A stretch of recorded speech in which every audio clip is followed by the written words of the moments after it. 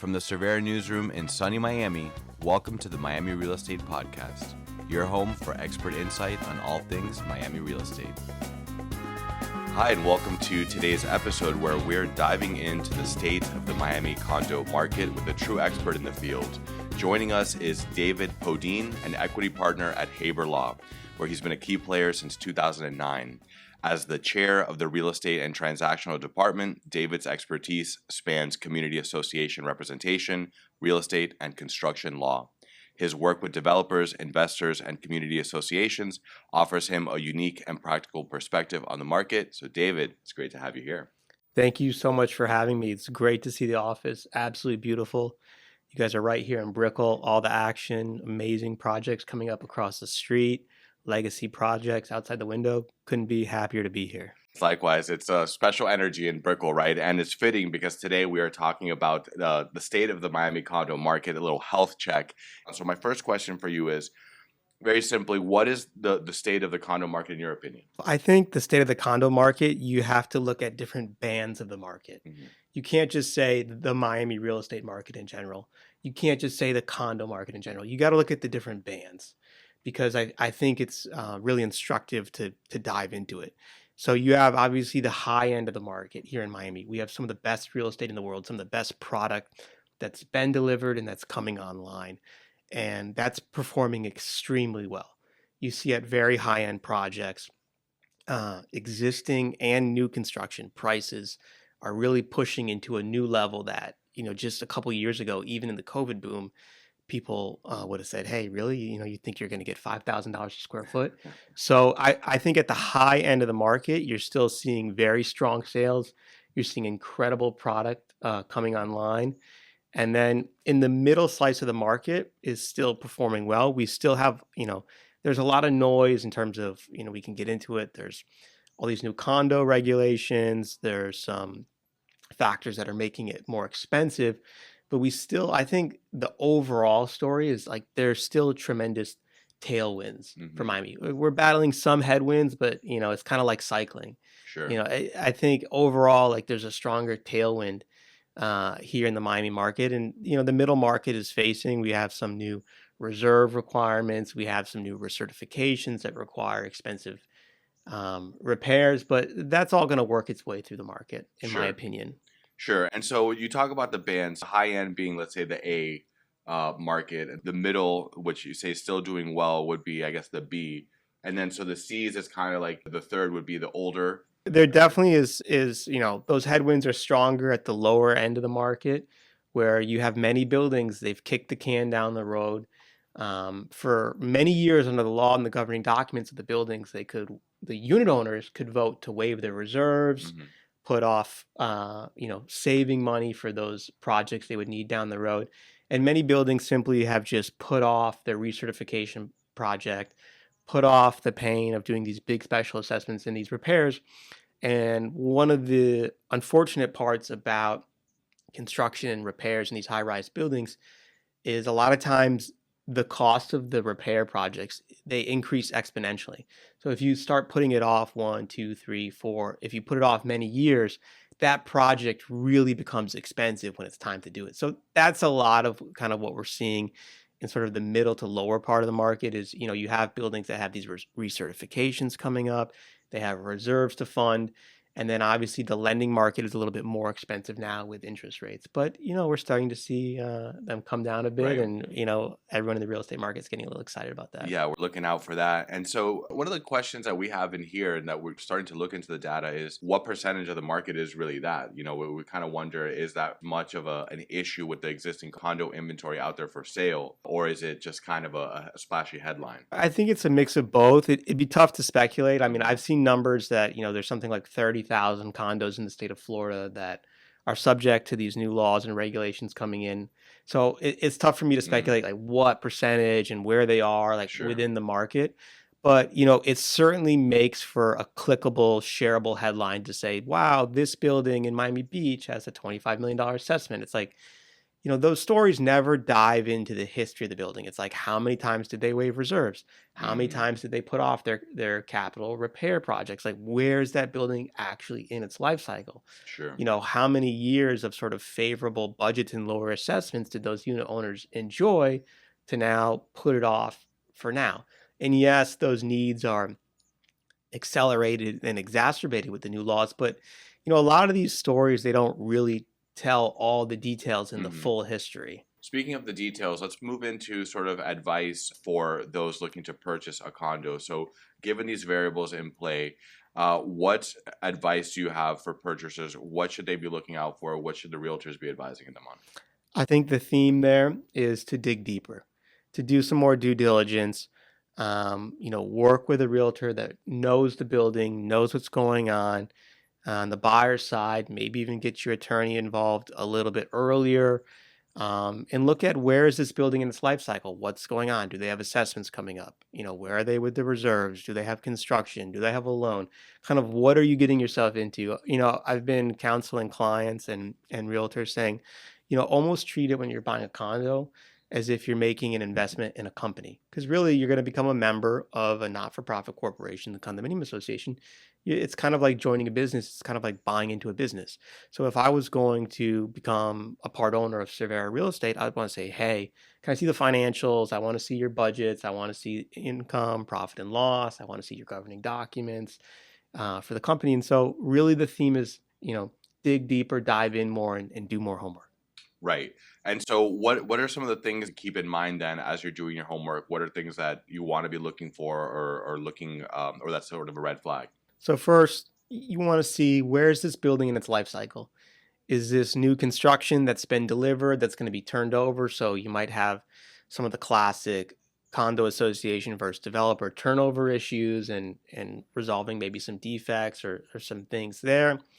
Is the building more sort of at that 10-year period where you've turned over, you're completely away from the developer, but now you might have that first wave of repairs or things? Or now, is it 25, 30, 40 years old where you're going to have, you typically see these larger projects coming in. So really, I would say, like, number one, see where the building is in its life cycle. And then number two, you want to evaluate what's going on at the building. Like, have they been funding reserves? Are there any big projects going on? So, really it ties in with doing your homework. Absolutely. Let's talk about the new market regulations and laws. You mentioned at the top with Senate Bill 4D and certain. I know earlier this year, Florida passed some regulations that are impacting HOAs. Yeah. So paint that picture for us. To summarize, big picture, we had this horrible tragedy in Surfside where we had a condominium building collapse. And there was a lot of outrage, rightly so, of, how could this happen? Why would they take them so long to do repairs? How could it even get to this point? What was going on with the money? And then the Florida legislature had an initial session and they didn't pass anything. And then you had even more outrage from people in Florida saying, how could we not pass anything? Where's the regulations? So then, as you can kind of predict, we kind of, in my opinion, we sort of over-regulated, and we came out with some new regulations on mandatory reserves that need to be funded by condominium associations. And then they accelerated what we've been referring to as like this recertification process, where depending on where you are with the coast and how old the building is, they've bumped up when these buildings need to be recertified. So that's kind of like bucket one. And now we've just had another wave of regulation, kind of what people have been calling Condo 3.0. And the big bill there was HB 1021, which we could do a whole interview on getting into the details of that. But that, in part, is sort of, in my opinion, a reaction to, you had, a lot of news about community association fraud and regulation and problems. You had a very famous lawsuit down at this Hammocks HOA. So that deals with all kinds of things in terms of conflicts of interest, records, reporting, uh, qualifications, eligibility. So that has been, what people are calling Condo 3.0. So really kind of adding a whole nother layer of regulations onto the management companies, the directors, the associations. For the end user, let's say somebody that's coming in to buy a condo, let's say either as their primary residence or maybe as an investment piece, an income producing property, which a lot of sort of customers do that here. How do these new regulations impact their day-to-day operation or life? So I would say on the end user, the buyer, the member of the association, particularly Condo 3.0, HB 1021, you're going to get a lot more information. There's mandatory meetings on a quarterly basis. There's more information coming your way. There's stricter penalties on the association or the management company not giving you records or sharing information. So at a very high level, I would say as an end user, as a buyer, as an owner of a condo, you're sort of given more rights. Okay, so it's essentially it's helping, it's empowering the owners, Yeah. right? And then I would say sort of, on the investor seat, you had Senate Bill 4D, so you have these mandatory reserves, and then you have this recertification process. So that's made, at least in the near future, a little bit more expensive to own a condominium or certain condominiums, depending on where they are in their life cycle and which laws they qualify for. But like I said, I think, because the tailwinds are so strong, like, the market will work its way through these new regulations and these expenses. There's still so much demand for South Florida and Miami in particular. So then, in general, your take, I know we've talked again offline. You used to live in a condo, you're a single family home guy now. What's your overall position on the condo market? My overall position on the condo market is the top end of the market is going to continue to run. It's still long Miami. It's still a lot of tailwinds. And, there's many reasons why Miami and even South Florida, I say Miami a lot, but I think it's important to say South Florida because there's a lot going on in Broward, West Palm. I think a lot of people are sleeping on West Palm. I think West Palm is just going to be spectacular. Definitely. In 10 to 15 years, people are going to be like, I can't believe this is here. I can't believe you could have bought in West Palm for this much with just Palm Beach, the island just across the bridge. So I think that the high end of the market is going to continue to run very well. You're going to continue to see this demand. Both what's amazing about this part of the cycle that we've been in is it's been domestic and international. Right. For a long time, Miami particularly attracted international buyers. We have a lot of connections, obviously, to Latin America, but even Europe and other parts of the world is a hub for international investment, second homes, or even people moving to live here. But now you've seen such strong demand from high net worth, high income earners from Illinois, New York, Chicago, New Jersey, Connecticut. So I think that has been a theme that's going to continue.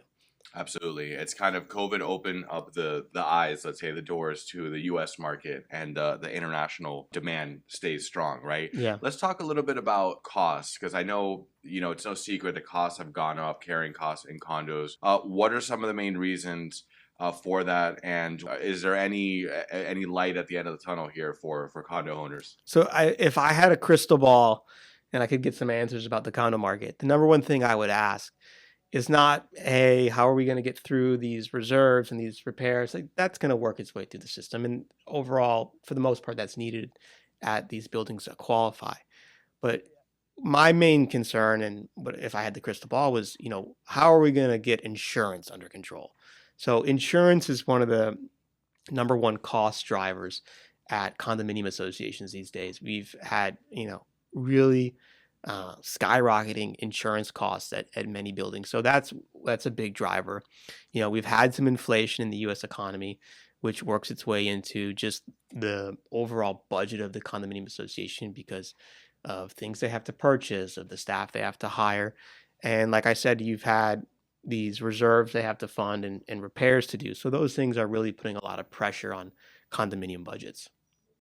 I think in terms of those costs, like we've talked about a few themes here. We've talked about the costs, we've talked about some new regulations, but also this increased demand that, is still coming from multiple parts of the country and the world. And I think you're seeing that play out in these condominium terminations, which are more and more in the headlines. Because, that kind of speaks to the convergence of multiple trends going on. Because you have older buildings that are becoming too expensive to maintain, too expensive to repair. Mm-hmm. But we also have this huge demand driver. We have very valuable land. Right. We've got very scarce land here, particularly in Miami. We're bound by the bay, the Everglades, and the ocean. So there's only so much land. particularly waterfront property where you've had older buildings that are smaller, where the actual, to unlock that very valuable land, you can build a much larger building at these higher price points we've talked about. So you're seeing a lot more developers come in and buy out these buildings and terminate the condominium so they can redevelop it. So talk to me about a scenario where condo terminations, which is a big, big topic of interest right now, where that is making sense for a building. Which buildings are primed for that? Because it's not an easy thing to pull Yeah. off. Which buildings are primed, for a successful condo termination? Yeah, it's very difficult to get, five people in a condominium to agree to do something, let alone, a lot of these times it requires an 80% vote, sometimes it's even 100. There's a lot of legal wrangling that goes on there. So yes, these are very difficult to pull off, but it makes sense where a building is facing very expensive repairs. Maybe they even have budget deficits they've kicked down the road. So a lot of times, people might be facing an assessment that could be 50, 60% plus the value of the actual unit, where in the unit without being sold in a bulk way.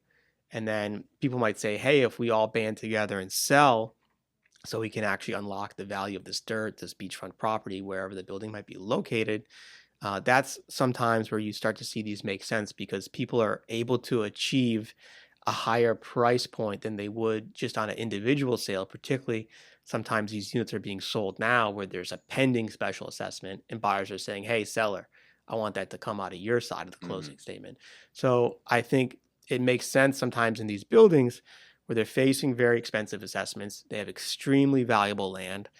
The owners, the sellers can achieve a higher multiple on selling as a group. So they're actually selling the land with the transaction as well, as opposed to one-off sales where you have this assessment to deal with as well. Like, how does that process typically play out for a building? I know your firm specializes in helping condo associations go through this. Yep. What does that look like in practice? Sometimes you see owner buyer groups, developers come in and they try to cobble together the units sort of one by one, and they try to contact everyone and they try to get as many under contract as possible to get to the threshold where then they can push through their termination plan. And those are very difficult to pull off. Like we talked about, some of these buildings are 1, 2, 300 units, and you need a high percentage of those people to all agree to sell to get those contracts signed. As you guys can imagine, you do lots of real estate contracts. Getting that many deals Hmm. together, that many people to all say yes is a difficult process. Now, another process which I think we're going to see occur a lot more is I think you're going to see associations try to put themselves in the driver's seat. And they say, hey, instead of going down this path of 30, 40, $50 million assessment and all the construction that goes along with that and all of the infighting and all the competing interest groups in the building, let's propose a conditional termination. Let's go to our members. Let's say, hey, if we can get a price of at least X, would you agree to selling? And if you can get that threshold, I think you're going to see a lot more associations pass a conditional termination where they're more in the driver's seat. They get the approval with a minimum price that everyone's happy with. And then you hire a third party um, broker to then take that out to market and say, Hmm. look, you don't have to go through this piecing together the contracts one by one by one. I've got the approval. We've got a floor price of X, and now drum up real interest in the market from competing offers. I like that. That conditional termination sounds like a much more sort of viable way to achieve that threshold. And what about in cases where, and I don't know if the new law that you were mentioning before, HB was it 1021, impacts the chances of success for termination. But what about in the case where you have a holdout or there's a contention? Like I'm referring specifically, there was a big headline in the Real Deal about this happening in Edgewater and a new development Sure. involved. So what happens in that case? Great question. So the new laws have not touched on the termination procedures for the most part, and you're seeing a lot of people in the industry call for that, asking, "Hey, we need some more clarity around the situation." There's a lot of capital that wants to pursue these. The market needs it. It will help older buildings. It'll help investors. It'll help the market overall. So you're seeing people beating the drum that they want more certainty around how to do the termination, what the exact vote is, how to pull it off, so they can proceed with certainty and not face these holdouts. So a lot of times you see buildings that have holdouts in a couple ways. Some prime buildings, if you look, where people have already done the analysis of what vote is required and what um, objections they face, you have investors that own a veto block in these buildings. And so if 10% could block it based on, or 5% based on, what law and what their governing documents say, you see people that own a veto block and they say, okay, we have to be dealt with. We have to be dealt with, and those are just like investors.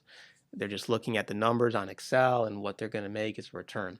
The problem with condo terminations is each seller can be totally different.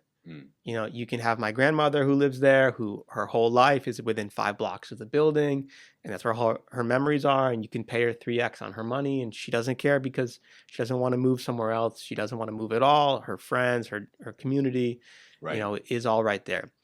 But, then you have other people that, they think that, oh, I can be a holdout, I can negotiate for more. And so you really kind of deal with like the full range of human emotions and experiences and kind of desires, for lack of a better term, in these situations, because there's so many sellers that have different motivations. David, as we wind this out, final thoughts about the state of the Miami real estate condo market, and also tell us a little bit about Haber Law and sort of what you guys are passionate about these days. Sure. At Haber Law, we have a full real estate transaction group.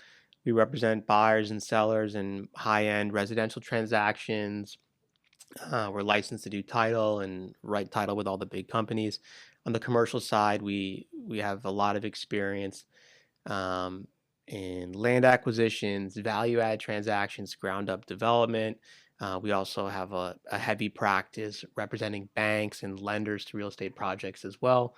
In addition, we have a full condo team. We do everything from the dog violation letter to a $50 million special assessment, the loan to finance that, all the votes and approvals, and all the construction contracts and planning to carry that out, and then everything in between.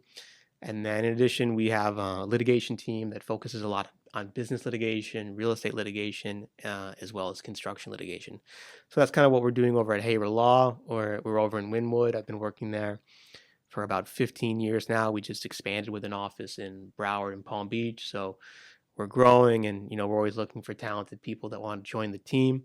So that's kind of what's going on at Haber Law these days. And then overall in the Miami, South Florida market, like we said, it's definitely still long Miami. I think you need to zoom out from all the noise and all the clickable and shareable headlines and look at like really what's going on. And then even at the highest level, look at like kind of global capital flows, because, I think it's really important to see like the big projects are still getting off the ground. We're still, even in a tough lending environment, we're having huge construction loans getting funded. And those huge construction loans aren't getting funded. These are being underwritten, all the way down with a microscope. The sales are there, the sales and the demand supports it. So I really think, I'm a big proponent of Miami.